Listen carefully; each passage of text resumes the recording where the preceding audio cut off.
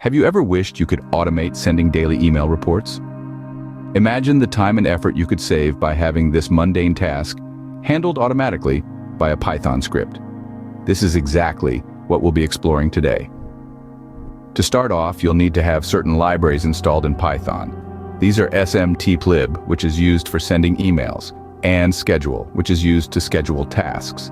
If these libraries aren't already installed, use pip, Python's package installer, to add them to your environment. Simply type pip install smtplib schedule into your terminal and hit enter. Once you have the necessary libraries, you can begin creating your Python script. Import smtplib schedule time and the necessary email components from the email MIME library. Next, define a function. Let's call it send_daily_report. This function will be responsible for sending the email. Start by setting up your email configuration, including the sender's email and password, the recipient's email, and the subject and body of the email. After setting up the configuration, create a MIME message and attach the message body to it. Then create a connection to the SMTP server. In this case, we're using Gmail's SMTP server. Once you've logged into the server with the sender's email and password, you can now send the email and close the server connection. Now that the function to send the email is set up, you can set a schedule for when the email should be sent. This is done using the schedule library.